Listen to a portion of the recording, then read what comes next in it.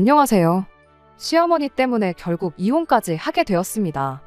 결혼할 때까지만 해도 저한테 시어머니는 없는 사람이나 마찬가지였어요. 왜냐하면 진짜로 없었거든요. 결혼한다고 처음 인사드리러 갔을 때도 아버님 혼자서만 자리를 지키셨고, 상견례 때도 물론이고 결혼식도 전부 아버님 혼자였습니다. 사별한 것도 아닌데 경사를 이야기하는 자리에 집사람이 부재라 면목이 없다며 상견례 때 저희 부모님께 인사보다 사과를 먼저 하셨던 아버님이 생각이 나네요. 그래도 아들 결혼식인데 연락이라도 되었다면 아들 장가가는 모습이라도 보여줄 수 있었을 텐데 라고 하시며 결혼식 전날에도 안타까운 마음을 전하셨지요. 시어머니가 안 계신 이야기는 남편하고 결혼 이야기 나오자마자 전해 듣게 되었습니다. 어차피 알게 될 텐데 숨길 이유가 하나도 없다면서 이야기를 꺼내주었죠. 남편이 군대에 전역할 때 돼서 말년휴가 나와가지고 집에 왔는데 그때부터 어머님이 집에 안 계셨대요. 그땐 아버님이 남편한테 엄마 친구들하고 해외여행 갔다고 그런 식으로 말을 하셨다 해요. 남편은 그 말을 그대로 믿었죠. 전화 몇 번 했는데 안 받으시길래 얼마나 신나게 노시면 전화도 안 받으실까 대수롭지 않게 생각했었답니다. 그래도 말년휴가 맞춰서 해외여행을 간 게 조금 서운하긴 했었다죠. 암만 휴가 마치고 부대 복귀해서 일주일도 안 지나서 저녁이 예정되어 있다지만 그래도 14박 15일 모처럼 길게 나온 휴가인데 엄마가 해준 집밥도 먹고 싶었고 자기도 자기 나름대로 가족여행 계획도 세우고 있었다고 해요. 그래서 한 달에 20만 원도 안 되는 월급 아끼고 모아서 100만 원이나 만들어 나왔었다는데 일주일 뒤면 다시 집에 온다지만 괜히 말년휴가 나와서 펑펑 놀다가 모처럼 가족여행을 위해 모아놓은 돈 그거 다 써버릴까봐 휴가 나와서 제대로 놀지도 못하고 그렇게 부대에 복귀했었답니다. 그렇게 전역하고 다시 집에 돌아왔는데 그때도 어머님이 안 계셨대요. 남편이 아버님한테 엄마 뭐 해외여행이 아니라 배낭여행이라도 가신 거냐고 어찌 아직도 집에 안 계시냐고 그렇게 물었는데 그때서야 아버님이 어머님이 사실 집을 나갔다는 이야기를 해주시더랍니다. 어머님이 한참 취미생활 시작하신다고 운동이며 등산이며 정말 이것저것 배우러 다니셨는데 춤 배우러 갔다가 거기서 알게 된 분하고 눈이 맞아 집을 나갔다고 하시더래요. 그래도 군대라고 저녁을 일주일 남기고 군대에서 안 좋은 생각하거나 괜히 마음 쓰게 만들까봐 그렇게 거짓말을 하셨던 거였고요. 전역 이후에도 한동안은 학업에도 지장을 줄 만큼 시어머니의 부재가 남편에게 영향을 줬었는데 지금은 다 극복한 상황이라고 했죠. 이후에 결혼 준비하면서도 아버님이 매번 시어머니 빈자리가 아쉽다며 한마디 할 때마다 남편이 저런 아버지가 이해가 안 된다며 짜증을 자주 내곤 했었습니다. 아무튼 그렇게 시어머니는 저한테는 없는 존재다 생각하고 결혼식까지 올리게 되었죠. 그런데 저희 결혼식을 올리고 난 뒤 얼마 지나지 않아 어머님이 난데없이 집에 돌아와 버린 거예요. 언젠가 아버님 전화로 저희한테 전화가 걸려왔죠. 시댁에 좀 와보라고 해서 다녀왔는데 시어머니가 집에 계셨어요. 아무렇지도 않은 척 아들 결혼했다면서? 하고 묻고는 어릴 때는 얼굴 이쁜 여자만 찾더니 결혼은 평범한 애랑 했네? 하고는 저한테 앞으로 잘 부탁한다고 인사를 건네더라고요. 거의 10년 가까운 세월 집을 나가 있던 사람이라는 생각이 들지 않을 만큼 아무렇지도 않아 하시는 게 참 다른 것보다 보통 분은 아니시다 그렇게 생각했죠. 그날 자리 내내도 그랬지만 집에 돌아와서도 남편은 도무지 화가 풀리지 않는 듯 보였어요. 어머니가 돌아왔는데 기쁜 모습 하나 보이질 않았죠. 아버지가 왜 엄마를 다시 받아준지 모르겠다 도무지 이해가 안 간다며 아들한테는 말도 못할 이유로 그렇게 집을 나갔으면 나가서 잘 살던가 적어도 이런 식으로 다시 돌아오진 말았어야지 이제 와서 나타나면 누가 기뻐라도 할 줄 알았던 거냐고 하면서 자기 분을 삭히지 못하고 그날 이후로도 이틀 3일을 짜증만 내면서 지냈습니다. 남편이 평소에도 싫은 소리 하나 못하고 지나가는 개미 새끼도 한 마리 못 죽일 것 같이 여린 마음을 가진 사람이었는데 웬만한 일에는 화 한 번 내지 않는 잔잔한 호수 같은 사람이었는데 저렇게 짜증을 내고 있는 모습만 봐도 그동안에 서운했던 마음이 얼마나 커다란지 알 수 있었습니다. 아무튼 제3자나 마찬가지인 제 입장에서 볼 땐 뭐 어디 놀러라도 다녀오신 것처럼 아무렇지도 않게 돌아온 시어머니도 대단했지만 그걸 받아준 아버님도 참 대단하다 싶었어요. 그럴 일은 없겠지만 저희 친정아버지셨다면 다시 가족들 앞에 나타난 순간 여길 어디라고 돌아왔냐고 집에 발도 못 붙이게 하셨을 것 같았거든요. 한편으로는 부부의 연이라는 게 그런 허물도 덮어줄 정도인가. 우리 친정 부모님도 같은 상황이라면 다시 받아주시려나 하는 생각도 들었죠. 아무튼 그렇게 어머님이 돌아오고 나서 몇 주가 지나서였어요.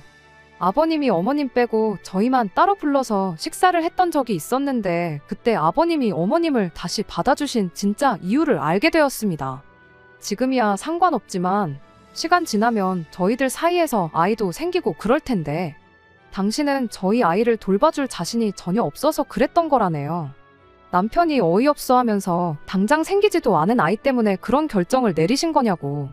그리고 요즘 출산율이 바닥이다 뭐다 해서 육아에 대한 복지가 예전같이 나쁘지가 않다고. 누가 부모님한테 아이 맡기냐. 우리들 맞벌이 하는데 사람을 써도 되는 거고 그러는 건데 그런 이유였으면 차라리 우리한테 상이라도 한마디 해주시지 그랬냐며 아버님 말에 엄청 대들었습니다. 아버님은 암만 그래도 살다 보면 네 엄마 도움받을 일이 있을 거라고. 이게 다 니들을 위한 결정이나 마찬가지니 너무 싫어하지 말아라 하면서 단호하게 말을 하셨죠. 말씀은 저희를 걱정하고 신경 쓰니까 내린 결정이라고 하시지만 저 역시 하나도 기쁘거나 감사하지는 않았어요. 왠지 그 말이 당신은 싫었지만 저희들을 위해 어쩔 수 없이 받아준 거다라고 시어머니를 다시 받아준 이유를 저희한테서 찾는 것처럼만 느껴졌었거든요. 남편도 집에 와서 뭘 우리 탓을 하시는 건지 필시 나중에 우리 아이 생기면 손주 구경 못할까봐 저러시는 걸 거라고 투덜대기 바빴습니다. 그런데 사실 그게 진짜 이유가 아니었어요. 정확히는 정말로 시어머니 도움을 받을 일이 생기게 되었던 거죠. 실은 아버님이 많이 아프셨던 거예요. 어머님 집 나가셨을 때랑 똑같이 본인만 알고 저희한테는 말 한마디 안 해주고 있었던 겁니다. 아버님이 혼자신데 아프기까지 하면 저희가 신경을 쓰지 않을래야 않을 수가 없는 상황인 걸 아버님도 알고 계셨던 거죠. 자식들 인생에 도움이 되지는 못할 망정 결혼하자마자 큰 짐이 되는 건가 싶어서 고민이었는데 그때 마침 딱 어머님이 다시 나타나신 거죠. 어머님을 다시 받아주기로 하면서 간병이라든지 이런 부분에 대해서 다 이야기가 끝난 상황이었던 거고요. 그런 사유를 들으니 어느 정도 아버님이 어떤 기분이셨는지 이해가 가긴 했지만 남편은 여전히 이 상황을 못마땅해 했었어요. 왜 매번 중요한 걸 말 한마디 안 하고 혼자서 결정하고 실행하시는지 이해가 안 간다면서요. 그렇게 결국 저희가 결혼생활 2년차를 넘기던 해에 아버님은 병을 이기지 못하고 세상을 떠나시게 되었습니다. 이미 아버님께서 저희 결혼할 때 가지고 계셨던 재산 대부분을 처분해서 저희 결혼하는데 보태주신 상황이었어요. 아버님 앞으로 남아있던 재산은 어머님 앞으로 전부 돌아가게 되었지만 덕분에 그게 그렇게 많은 편은 아니었습니다. 남편은 아버님이 돌아가시고 나서 어머님한테 찾아가 이렇게 말을 했어요. 아버지도 돌아가셨고 다시 자유의 몸이 되신 거니 어머니 하고 싶은 대로 사시라고요. 겉으로 듣기에는 어머님 마음 가는 대로 살라는 배려 섞인 말처럼 들렸겠지만 사실 그건 연을 끊자는 소리나 마찬가지였습니다. 어머님 앞으로 돌아간 재산도 있으니 그 돈으로 혼자 지내라는 말이나 마찬가지였죠. 평소에 조용하고 착한 사람이 화가 나면 무섭다잖아요. 어떻게 저렇게 독한 말을 할 수 있나 싶었죠. 부모 자식 간의 연이라는 게 어지간해선 끊어내기 힘든 거라잖아요. 게다가 아버님 돌아가신 지 얼마 되지도 않았던 시기라 어머님도 나름 힘든 부분이 있을 수도 있다 생각했죠. 아무리 다른 사람 만나 중간에 공백이 길다 하더라도 이혼을 하셨던 것도 아니고 반평생을 부부로 지낸 아버님이 돌아가신 거잖아요. 아버님이 결혼 생활하는 동안 어머님을 얼마나 서운하게 해서 그런 결정을 내리셨다 한들 다시 잘 지내보겠다고 돌아오신 분인데 남편이 세상을 떠나자마자 자식이 와서 배려해주는 척 연 끊고 살자는 말을 꺼내고 있으니 어머님도 충격이 크지 않을까 그런 생각이었죠. 하지만 그렇다고 해서 제가 중간에 나서서 두 사람 사이를 다시 붙여놓거나 그럴 생각은 추호도 없었습니다. 그거야말로 오지랖이라고 생각했으니까요. 그저 어머님과 다시 연을 끊고 지내는 게 남편의 뜻이라면 저도 그 뜻을 묵묵히 따라가는 게 제가 할 수 있는 최선이라 생각했어요. 그리고 마음 한편에서는 솔직히 조금 다행이다 싶은 생각도 있었습니다. 없다고 생각했던 시어머니가 다시 생긴 것도 놀라운데 혹시나 모시고 살아야 하는 건 아닐까 싶은 걱정 또한 내심 제 마음 깊은 한구석에 있었거든요. 그런데 남편이 저렇게 나서서 어머님께 단호한 태도를 보여주니 오히려 안심이 되었을 정도였습니다. 하지만 피는 물보다 진하다는 말이 괜히 있는 말이 아닌 것 같아요. 결국 중요한 순간에 와서 남편은 어머니를 모시고 사는 길을 택했거든요. 아버님이 돌아가시고 나서 남편이 어머님께 그런 말을 전하고 실제로 한동안 시어머니는 저희들 앞에 나타나기는커녕 전화 한 통 없으셨어요. 이따금씩 친정 식구들과 함께하는 자리를 가지면 남편이 이제 저는 장인 장모님을 제 부모님이라 여기고 살겠다. 앞으로 자식처럼 효도하겠다는 식의 표현을 자주 했었는데 저희 부모님께 잘하겠다고 그러는 게 고마운 마음도 있었지만 한편으로는 저 사람 마음이 많이 심란하겠구나 싶은 생각도 같이 들었습니다. 아버님은 돌아가셨지만 어머님은 멀쩡히 살아계시는데 자기 입으로 이제 양친이 다 안 계신 거나 마찬가지다 하고 있는 그 마음이 도저히 가늠이 되지 않았죠. 그러던 중 연락 없이 지내던 시어머니가 저희 집에 짐을 싸들고 찾아왔어요. 그날의 일은 아직도 어제 일같이 생생히 기억이 나네요. 아버님 돌아가시고 그렇게 거의 반년 가까이 시어머니하고는 연락도 한 통 없이 지냈었어요. 그리고 그날은 남편이 어머니 마음 가는 대로 사시라고 말을 꺼낸 이후로 처음 시어머니한테서 저희한테 연락이 왔던 날이었죠. 아침에 회사 막 출근해서 일을 하고 있는데 저한테 전화가 한 통 걸려왔어요. 시어머니한테서 온 전화인 걸 확인했는데 그때는 일부러 받지 않았습니다. 반년 동안 연락이 없으셨던 분이니 뭐 전화를 실수로 잘못 걸었던 건 아닐까 생각했었어요. 암만 잘못 건 전화라 할지라도 전화를 받는 게 당연한 매너일 수도 있겠지만 말씀드렸다시피 이미 반년 동안 연락을 하지 않았다 보니 어떻게 전화를 받아야 할지 무슨 이야기를 해야 할지 생각해보니까 막막한 거예요. 무슨 이야기를 하시려나 어떤 이야기를 해야 하나 혼자서 머릿속으로 예상 시나리오를 쓰고 그러고 있었는데 다행히 그런 고민하던 중 전화가 그냥 끊어졌어요. 정말 실수로 잘못 전화를 거셨나 보다 그렇게 넘겼고 그렇게 회사에서 예정되어 있던 팀 회의가 시작되었죠. 그런데 한참 회의가 진행되고 있는 와중에 다시 시어머니한테 전화가 걸려왔어요. 보통 전화를 2번 연속으로 잘못 거는 일은 없잖아요? 시간차가 있긴 했지만 다시 전화가 걸려온 걸로 봐서 진짜로 저한테 어떤 용건이 있어서 전화를 하신 거구나 싶더라고요. 어차피 회의 중이기도 했고 혹시나 싶은 마음에 같은 실수를 2번 하신 건 아닌가 생각하고 진짜로 잘못 걸린 전화이길 기대하면서 또 전화를 무시했습니다. 그런데 이번엔 먼저 걸려왔었던 전화와는 다르게 전화가 끊기자마자 곧바로 다시 시어머니한테서 전화가 걸려오더군요. 하지만 한참 회의가 진행 중인 상황에 제가 전화를 받겠다고 자리를 비우기도 뭐한 상황이었지요. 결국 그렇게 전화를 무음으로 돌려놓고 핸드폰도 뒤집어 놓고 애써 시어머니 전화를 무시했습니다. 회의는 그날 점심시간 직전까지 이어졌어요. 회의 끝나고 팀원들끼리 같이 해서 바로 점심 식사를 하러 나갔다 보니 정신도 없었죠. 제 핸드폰을 확인할 수 있었던 건 식당에 도착하고 나서였습니다. 핸드폰 화면을 보니 시어머니한테서 걸려왔던 부재중 전화가 수십 통이 넘게 걸려와 있었던 거예요. 보니까 톡도 수십 개가 와 있길래 톡부터 확인했더니 시어머니가 집 비밀번호가 뭐냐고 묻는 질문이 전부였어요.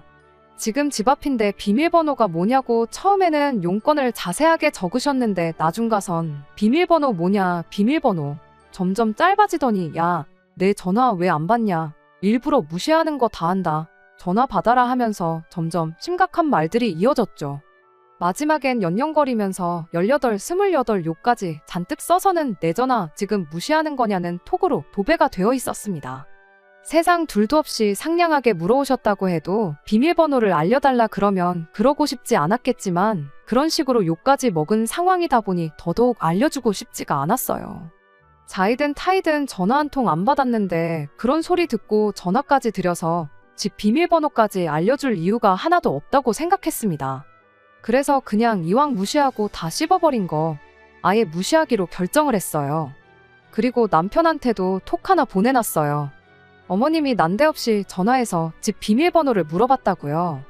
그때가 점심시간이었다 보니 평소 같으면 톡을 보내기 무섭게 칼같이 답장을 보냈을 남편이었는데 그날따라 대답이 없는 게 점심시간에 쉬지도 못할 만큼 회사 일이 바쁜가 보다 그렇게 생각하고 말았죠. 그렇게 일 마치고 집에 오는 길에 혹시나 문득 시어머니가 아직도 집 앞에서 저를 기다리면 어떡하지 살짝 걱정이 되었습니다. 이제서야 확인한 척 전화를 드려야 하나 싶다가도 아직도 집 앞에 있는 상황의 비밀번호를 알려드리면 집에 들어가 계시는 거 아닌가 오만 가지 생각이 다 들더라고요. 결국 시어머니한테 그 어떤 연락도 하지 않고 집에 도착을 했어요. 엘리베이터 문이 열릴 때 얼마나 긴장이 되는지 가슴이 다 콩닥콩닥거리는 소리가 제 귀에 다 들릴 지경이었습니다. 하지만 다행히 집 앞에 아무도 없었어요. 안심하고 현관문 열고 집에 들어왔는데 현관문 열자마자 깜짝 놀라서 저도 모르게 소리를 다 질렀습니다. 시어머니가 이미 집 안에 들어와 있었거든요. 마치 이 집이 당신 집인 것 마냥 거실 바닥에 떡하니 옆으로 기대 놓아선 TV를 보고 있었어요. 문 열리는 소리에 고개를 살짝 돌려서 제가 들어온 걸 확인하고는 너는 왜 애가 전화를 안 받냐고 짜증부터 내더군요. 묻는 말에 대답은 안 하고 시어머니한테 대번에 집에는 어떻게 들어오셨냐고 물어봤어요. 시어머니가 뭘 어떻게 들어오냐고 문 따고 들어왔지 한마디 하더니 이 집이 뭐 네 혼자 사는 집이냐고 내 자식도 사는 집인데 당신이 들어오려면 못 들어올 게 어디 있겠냐는 겁니다. 그러곤 지난 일 가지고 나도 며느리랑 기싸움 하기는 싫고 배고픈데 저녁이나 차려보라고 한마디 하고는 다시 고개를 까딱 돌려서 TV를 다시 보기 시작했죠. 그제서야 평소에도 칼같이 제 톡에 답장을 해주던 남편이 아무 답장도 없었던 이유가 뭔지 알겠더라고요. 하지만 남편이 설마 어머님한테 집 비밀번호를 이리도 쉽게 알려드릴 거라고는 생각도 못해서 그저 이 상황이 더더욱 당황스럽기만 할 뿐이었습니다. 밥이나 차려오라는 시어머니 말을 뒤로 한 채 그 길로 방으로 들어가 남편한테 전화를 걸었어요. 남편이 제가 퇴근해서 이 상황을 모두 알고 전화를 했다는 걸 눈치챈 건지 이번엔 전화 걸기가 무섭게 바로 전화를 받더라고요. 아무 말 한마디 안 했는데 대번에 저한테 미안하다고 회사 일 때문에 정신없는데 자꾸 전화하는 통에 어쩔 수 없이 알려드릴 수밖에 없었다고 거기에 제가 전화를 안 받는다며 제 욕까지 하셨다는데 달리 방법이 없었대요. 이미 들어와 버린 사람을 내쫓아버릴 수도 없으니 일단은 알겠다고 했습니다. 그렇게 전화를 끊었는데 시어머니가 방문을 벌컥 열고는 너는 밥을 주방에서 차려야지 안방에서 차리냐며 또 싫은 소리를 쏟아내기 시작했어요. 정말 환장하겠더라고요. 일단 시어머니한테 남편도 오는 길이라고 하고 지금 집에 먹을 것도 뭐 없다고 일단 나가서 식사하자고 했어요. 그리고 옷을 갈아입으려 옷방에 들어갔더니 한숨밖에 나오지 않대요. 이미 시어머니가 커다란 가방 2개의 짐을 잔뜩 싸오셔서는 저희 옷방 한 구석에 당신 짐까지 다 풀어놓은 상황이었어요. 이게 그냥 놀러 오신 게 아니라는 건 그것만 봐도 알 수 있었죠. 이윽고 남편이 퇴근해서 집에 돌아오게 되었고 그 길로 바로 식사부터 하자고 시어머니를 데리고 나가 밖에서 식사를 했습니다. 식사하면서 남편하고 제가 조심스럽게 물어봤어요. 난데없이 저희 집에는 어쩐 일로 오신 거냐고요. 시어머니는 세상 당당하게 대답하셨죠. 짐 싸들고 온 거 보면 모르겠냐고 니들하고 같이 살러 온 거라면서 말입니다.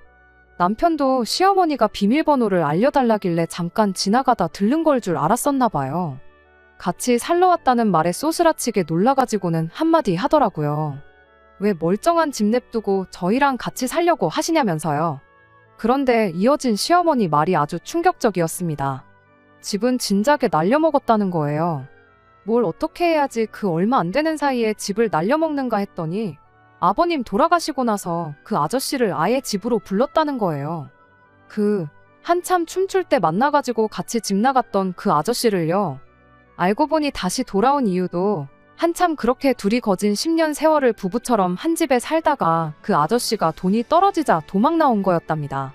그런데 이제 다시 집도 생기고 얼마나마 돈도 생겼으니 그걸 못 참고 그 아저씨를 집으로 불러들인 거예요.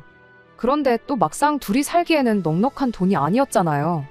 그래서 그 돈 어떻게 불려보겠다고 둘이서 집 팔고 전 재산 들고 강원도에 노름하러 여정길에 올랐던 겁니다.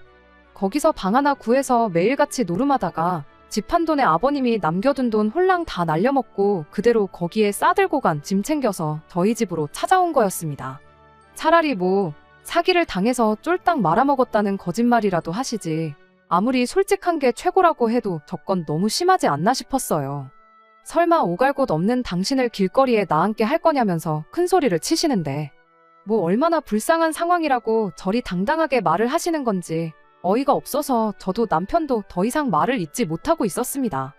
그렇게 식사 마치고 나와 집에 걸어가는데 당당하게 자기 집에 돌아가는 것 마냥 앞장서서 걷는 시어머니 뒤를 따라 걷고 있자니 정말 오만 가지 생각이 다 들더라고요.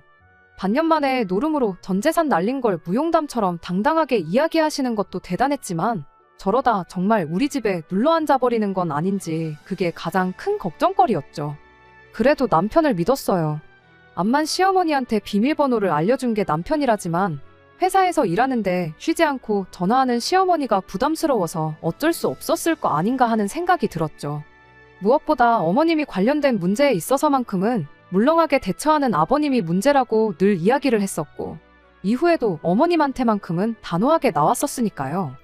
아버님 돌아가시고 나서 어머니 하고 싶은 대로 하시라고 영 끊고 지내자는 듯이 먼저 말을 꺼냈던 것도 남편이었기에 이 문제도 어련히 알아서 해결해 놓겠지 그렇게 믿었습니다.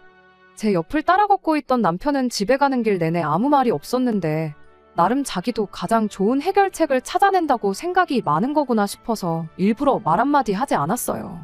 그렇게 집에 도착했는데 거기서 또 한 번 어이가 없는 상황이 펼쳐졌지요. 집에 도착하자마자 시어머니가 배도 부르고 이제 졸려서 한숨 자야겠다 그렇게 한마디 하더니 저희들이 방에 있는데도 불구하고 안방문을 덜컥 열고 들어오더니 저희는 있는 둥 없는 둥 신경도 안 쓰고 그대로 안방 침대에 자연스럽게 드러눕더라고요. 순간 너무 당황해서 제가 먼저 말을 꺼냈어요. 어머님 지금 뭐 하시는 거냐고요? 시어머니는 보면 모르겠냐고 방에서 볼일 다 봤으면 잠 좀 자게 얼른 불 끄고 나가라고 당당하게 말을 하더라고요. 아니 피곤하신 건 알겠는데 왜 저희 침대에 누우시냐고 그렇게 한마디 했더니 시어머니가 저보고 아주 꼴값을 떤다고.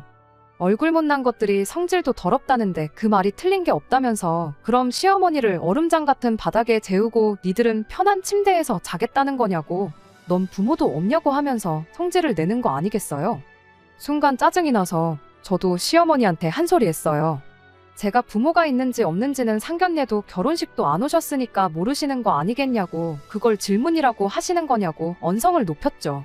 시어머니는 전연저거 말하는 꼬라지 좀 보라고 하면서 너는 네 부모한테 말 그렇게 하느냐 아니면 그렇게 해도 된다고 가정교육을 받은 거냐 하면서 떠들어대기 시작했습니다. 분위기가 심각해지니 남편이 저를 뜯어말리고 방 밖으로 데리고 나왔어요. 그런데 상황을 말리고 싶었으면 그냥 참으라고 한마디 하면 될 것인데 저보고 좀 참으라고 그동안 잘했으면서 왜 오늘따라 과민 반응이냐고 짜증을 내는 거 아니겠어요? 이게 참을 상황이냐고 한번 얼굴도 못 본 우리 친정 부모님 들먹거리면서 저러시는데 아무 말도 안 하고 그럼 해실거리고 가만히 있었어야 하냐고 했죠. 남편이 그제서야 짜증내던 걸 멈추고는 저한테 일단 미안하다고 먼저 사과부터 하더군요. 자기도 지금 상황이 어이가 없어서 예민해 있었던 것 같다고요. 일단 흥분한 거부터 좀 가라앉히고 오늘만 어머니가 원하는 대로 들어드리자고 하대요. 어차피 저러는 거 절대로 방을 양보할 생각은 아닌 것 같고 하루 종일 서로 싫은 소리만 하고 짜증내는 것밖에 더 하겠냐면서요. 차라리 그냥 안방 하루 내드리고 끝내자고 자기는 아침에 회사에 연락해서 일부터 빼고 그 길로 어머님 모시고 나가 새로 지낼 곳을 알아봐주던지 하겠다고 하더라고요. 일단 저도 마음을 좀 추스르고 따뜻한 차 한 잔 마시면서 마음을 가라앉혔어요. 당장 시어머니를 내쫓을 수도 없었고 내쫓는다고 해도 그냥 나가실 분은 아니었으니 남편의 제안이 그나마 제일 현실성 있게 느껴져서 그러기로 했습니다. 그렇게 그날 저는 소파에서 잠을 청하고 남편은 바닥에서 자고 그날 하루를 보냈어요. 새벽 5시쯤이었나 시어머니가 난데없이 아침밥 좀 차려보라고 저를 깨우더군요.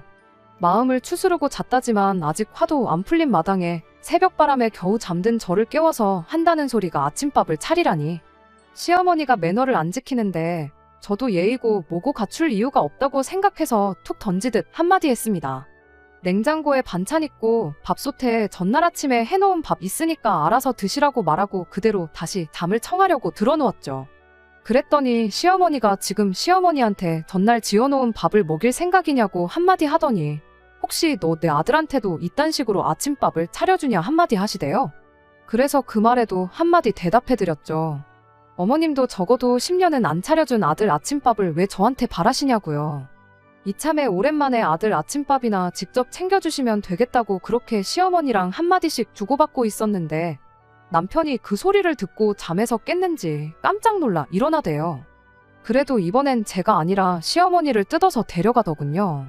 남편이 어떻게 설명을 잘한 건지 한 5분 있다가 시어머니가 주방으로 들어가길래 결국엔 직접 챙겨주려나 보다 생각하고 그대로 다시 잠을 청했습니다.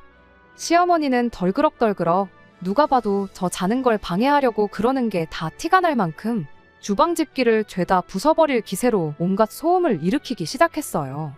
결국 잠은 다 잤구나 싶어서 그대로 저는 출근 준비하고 평소보다 2시간 이른 시간에 집을 나섰습니다. 나가면서 남편한테 전날 저녁에 이야기한 대로 상황 좀 제대로 정리 좀 해달라고 부탁하고 말이죠. 너무 일찍 도착해서 회사 근처 카페에서 시간을 때우다 가야 했어요. 그래도 또 기다리면서 따뜻한 차 한 잔 마시고 심호흡 좀 했더니 기분이 많이 가라앉아서 다행이었죠. 아침에 마인드 컨트롤을 잘했던 탓일까 남편이 알아서 잘 처리할 거라 믿었고 회사에서는 시어머니랑 있던 일 하나도 신경 안 쓰고 일에 집중할 수 있었습니다. 그렇게 퇴근하고 집에 들어왔는데 집 앞부터 청국장 냄새가 진동을 하고 있더라고요. 옆집에서 끓여 먹는 건가 하고 생각했는데 현관문 열고 들어오니 남편이 식탁에 앉아있고 시어머니가 주방에서 청국장을 끓이고 있었습니다. 순간 멍해서 이게 무슨 상황인가 싶었죠. 남편은 그런 저를 보더니 애써 모르는 척 고개를 숙이고 있었고 제가 들어온 걸 알게 된 시어머니는 너는 어떻게 된 애가 남편이 좋아하는 음식을 고작 집에서 냄새난다는 이유로 한 번을 안 해줄 수가 있냐면서 마누라는 맞냐고 한마디 하시더군요. 그러더니 내 아들 먹으라고 한 거지 네 먹으라고 해놓은 거 아니니까 너는 저녁 먹으려거든 나가서 혼자 먹던가 우리 아들 식사 다 끝나면 네 혼자 네 먹을 거 해먹던가 하라고 하는 거 아니겠나요? 순간 그 길로 남편 팔을 잡아채서 방으로 끌고 들어왔어요. 시어머니가 중간에 방해 못하게 문도 잠궈버리고 남편한테 한마디 쏟아냈죠. 해결하겠다고 큰소리 칠 때는 언제고 지금 이게 무슨 상황이냐고. 입이 있으면 설명 좀 해보라고요. 그랬더니 남편이 거의 울기 직전의 표정으로 울먹거리면서 이대로 당분간만 시어머니랑 함께 지내면 안 되겠냐고 오히려 되묻는 거 아니겠어요?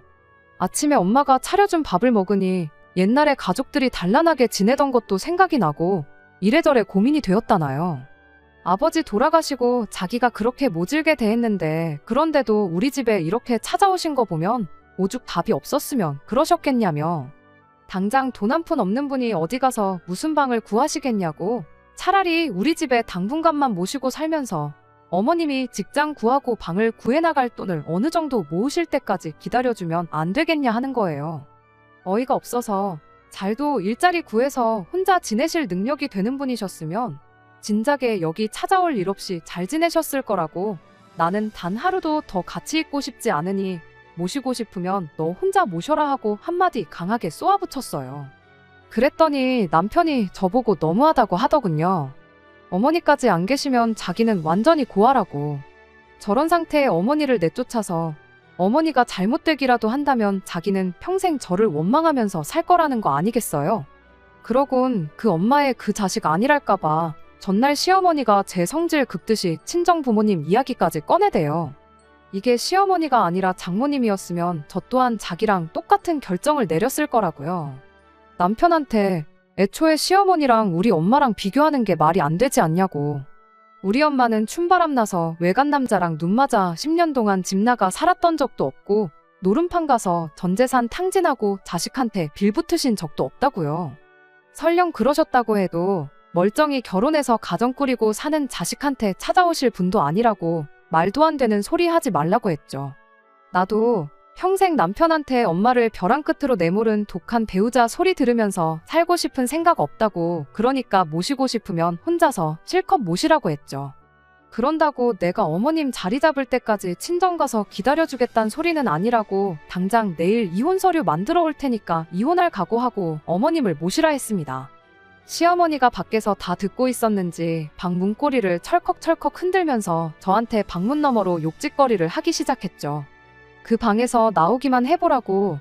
아주 산송장을 만들어서 내쫓아버리겠다며 저보고 부모 자식 간의 연을 끊어놓으려고 작정을 했다고 난리법석을 떨길래 제가 또 한마디 해줬죠.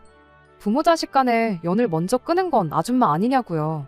10년 세월 만에 집에 빈털터리로 돌아온 마누라 받아준 보살 같은 남편, 집 나갔다가 10년 세월 만에 돌아와 전 재산 날려먹고 자식 집에 얹혀 살겠다는 엄마를 모시고 살고 싶다는 효자 아들 내치고 남처럼 살다 돌아온 사람이 이제 와서 부모 자식 간에 어쩌고 타령 좀 하지 말라고요. 그랬더니 이젠 남편까지 나서서 저보고 말이 심한 거 아니냐고 한마디 하더라고요. 그때 딱 느꼈어요. 남편은 어떻게든 제가 아닌 어머니를 택할 거라는 사실을요. 그래서 저도 뒤도 안 돌아보고 누가 못 모시게 했냐고 이혼해 줄 테니까 아줌마는 10년 동안 안 차려준 아들 밥이나 좀 차려주시고 네 녀석은 10년 동안 못했던 자식 노릇 효자 노릇 실컷 하라고 한마디 말해주고 그 길로 저는 집을 나와 친정으로 향했어요. 친정아버지가 대노하셔서 집까지 쫓아가겠다는 걸 뜯어말리고 그냥 저는 그 길로 곧바로 변호사도 알아보고 이혼 서류도 작성하고 그렇게 한동안 바쁜 시간을 보냈죠. 다행히 남편이 이혼 서류에 바로 사인을 해주긴 했어요. 저희 결혼할 때 돌아가신 아버님께서 해준 게 워낙 많았다 보니 재산 분할도 깔끔하게 가져왔던 대로 딱 7대 3으로 나누기로 하고 그렇게 합의 이혼을 시작하게 되었습니다.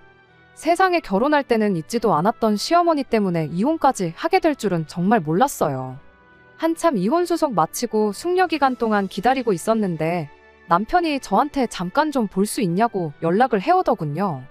말로는 방 정리하다가 제 물건이 나왔다고 그거 돌려줄 겸 해서 겸사겸사 보자길래 얼굴 보고 싶지 않으니 그냥 택배로 보내라고 그렇게 한마디 하고 말았는데 남편이 기어이 그걸 전해주겠다고 친정 앞까지 찾아온 거예요.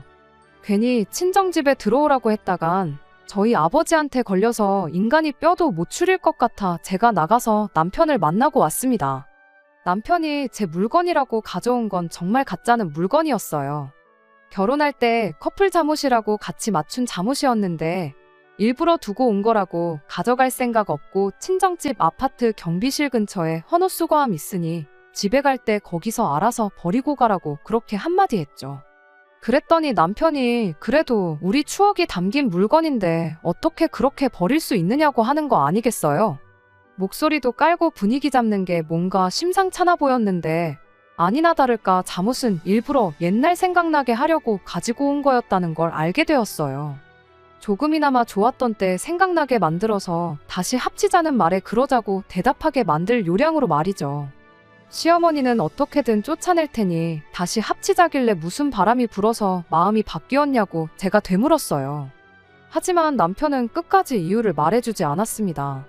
그래서 저도 남편을 떠보듯 이유를 모르고서 또 언제 뒤통수 맞을 줄 알고 당신하고 다시 합치겠느냐고 조금 여지를 주듯이 대답을 했죠. 그랬더니 남편이 그 말에 넘어가 진짜 이렇게 된 이유를 술술 털어놓더라고요. 저희가 이혼 서류 접수하고 나서 한 달 정도 지났을 때였는데 퇴근하고 왔더니 집에 웬 모르는 사람이 있더랍니다. 강도라도 들은 줄 알고 깜짝 놀랐는데 그게 아니라 그 사람 바로 최초의 시어머니를 집 나가게 만들었던 장본인이자 이후에도 아버님이 남겨놓은 재산을 반년 만에 노름으로 죄다 털어먹은 그 아저씨였다네요. 시어머니가 남편 출근한 사이에 그 아저씨라는 인간을 집에다 들인 거였죠. 그 길로 두 사람이 안방 차지해서 집주인 행세를 하고 있다 하고 남편이 벌어온 돈으로 놀러 다니느라 엄마 집밥은커녕 당장 생활비도 모자라서 편의점 도시락 먹으면서 끼니를 때우고 있대요. 그제서야 자기가 순간의 정에 이끌려 잘못된 판단을 했다는 걸 알게 되었다는 거예요. 다행히 아직 숙려 기간이 끝나지 않아 아직 우리가 법적으로 혼인 중인 상태고 집 또한 아직 우리 집이니 저보고 같이 가서 그 두 사람 좀 내쫓아 달라는 소리나 마찬가지였죠. 암만 사랑해서 결혼했다고 한들 온갖 꼴을 당하고 이혼까지 하게 되었다 보니 남아있는 정이라곤 눈꼽만치도 없는지 그 말에 안쓰럽다기보단 꼴 좋다는 생각밖에 들지 않았습니다. 그래서 남편한테 미쳤냐고 내가 왜 내 발로 그 집에 다시 들어가겠냐고 한마디 했죠. 당신 말 맞다나 수중에 돈 한 푼 없는 인간들을 그것도 둘씩이나 무슨 수로 그 집에서 내쫓을 거냐고 했죠. 그 아저씨라면 모를까 어머님을 모신 건 당신이니 내쫓으려면 아마 소송까지 불사해야 할 거라고요. 그냥 차라리 잘 된 거라 생각하고 살라고 말했어요. 어머님까지 없으면 천혜고아가 된다고 하지 않았냐고. 그런데 이제 다시 아버지까지 생긴 느낌 아니냐고요. 결혼 생활과 부모 중에 당신이 선택한 건 어머님이지 않냐. 10년 동안 못했던 효자 노릇, 이번 기회에 실컷 하라고 한마디 해주고 자리에서 일어났네요. 남편이 제 마음을 돌려보겠다고 가져왔던 커플 잠옷도 그냥 제가 들고 나와서 집에 돌아가는 길에 헌옷수거함에 쑤셔받고 왔어요. 그 잠옷이 뭐겠냐마는 더 이상 남편하고 엮인 거 하나 없이 제 손으로 모든 걸 끊어버린 것 같아 마음이 한결 후련해지더라고요.